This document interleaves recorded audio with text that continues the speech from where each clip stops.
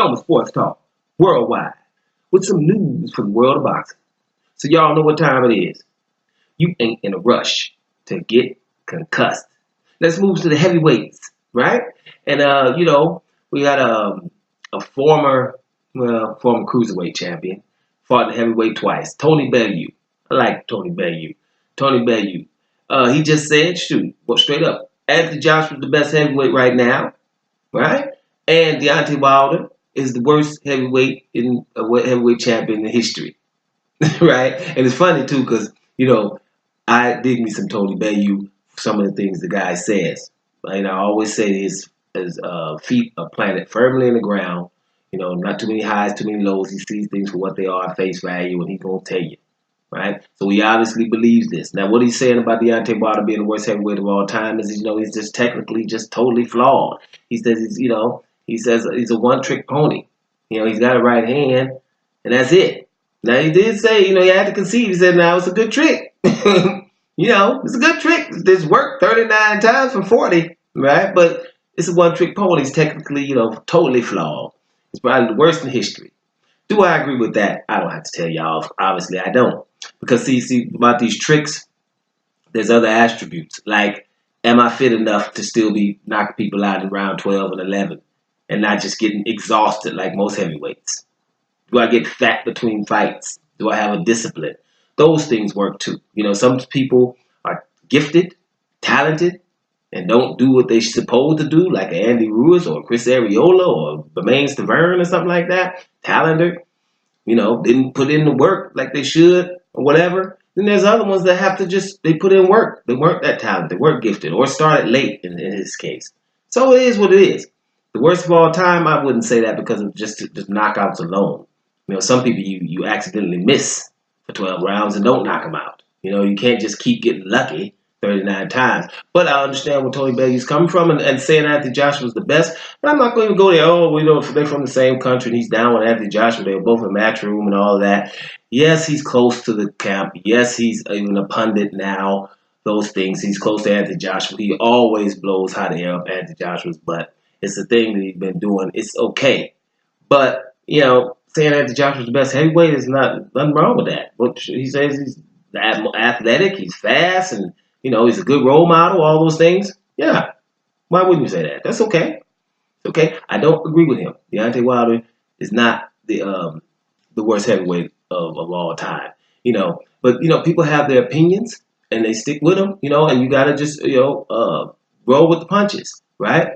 But certain things like I watch your boy President Trump. I hate to mention him all the time, but it is what it is. So you don't really pay attention to the transgressions that he does. It's like, well, a person will go as far as you let him.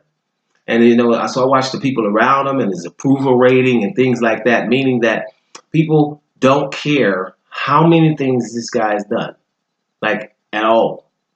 Right? It doesn't matter. It just continues to do things, and they're like, well, we ignoring that. As long as we ain't seen that it's collusion, right? And that's what bringing up the confusion. But, the thing is you watch the people around him, like the Senate or Republicans who come on shows and still try to justify his behavior, not embarrassed by him, not threatened by a guy like that who has all of his closest friends or people he hired or all those people around him have turned out to be criminal. Right? And so that doesn't alarm these guys. That's very telling. And the thing about it is well, if the president has done nothing, we watch how he talks and acts, which is not presidential, but if he hasn't done anything, all these criminals around him, then we probably would have to agree that he has a very, very bad judge of character. He can't judge people's character. And that you don't want that kind of person negotiating for your country either. And that we can agree on. Because, if everybody's around you is a criminal and you were oblivious to it, then you don't judge character too well. So either he's a criminal or he can't judge character. There's no in between. The other things about racist and all that, he could be racist, but he could be playing something. Anybody seen Iron Man 3? Right? The one with Ben Kingsley? Sometimes you might be playing a role. There's a demand for somebody that ain't looking like Obama in the White House. So boom, here I go. But I didn't even know that was gonna win because he didn't believe he was gonna win the election. right? He didn't think that was gonna work because I'm saying stuff that I know I ain't got no business saying. What? This is working? He messed around, y'all messed his life up by letting him become president. But it is what it is. It's just this is an example, you know, of how things can be. How we can just blindly, follow something no matter what. But in this case, that's not like that. I just wanted to get that analogy out there, even though it don't really work with the situation. I'm gonna be honest with y'all, I just had to get that out there because here's the point.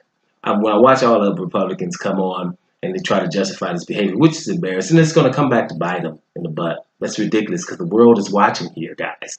Never going to be able to take these things back, right? But you watch and you think, well, man, Republicans really done got messed up. And they call themselves conservative. And why are we hiding behind parties? Why don't we just be right and wrong, right? But then you see somebody, and it's hope in humanity. You see somebody like, let's say, Chris Christie, right? Republican governor, right? He's Republican. But you listen to a man talk, you still see, well, there's a human being. He's Republican, doesn't agree with everything a Democrat will agree with or whatever, but he seems to have a good conscience, right? And that just let me know, wow, whew, thank God we still got a couple of decent people that's still a Republican, but it's like I'm not going to justify everything just to show that I have no integrity or I don't care what's right or wrong anymore. That's very good to see. But Chris Christie is good to listen to know that, woo, we still got something there. But back to Tony Bellew and your boy Anthony Joshua. Tony Bellew had said things similar to this before, but he also had said, I wasn't trying to fight Deontay Wilder. That's for sure. So he understands that one trick is very, very tricky. But to say that Anthony Joshua is the best heavyweight in the world, everybody has their opinion, and he would have a right to say that. Nothing's proven from all these guys because now they're not fighting. So now we probably won't see the guys, see if the trick can work against the better boxer. We don't know. It's worked against a few, but so has Joshua's. So Tony Bellew has a right to his opinion. I don't agree with him, right? Don't agree with him. Definitely with Wilder being the worst heavyweight champion in history. I don't agree with that. That's almost ludicrous to say. But I understand his thought process in terms of technical ability, how he throws his punches, and things like that. But sometimes there's different ways to get to Rome. You know what I mean? And if you can take a shortcut and you just knock people out and you just wild while you're doing it, but it's working, then who cares? You know what I mean? Who cares? Some people like that we like, but the other ones we don't. If people are getting knocked out, do you really care how they get knocked out? Think about that one. Don't Sports Talk Worldwide. And I'm up out of here, y'all.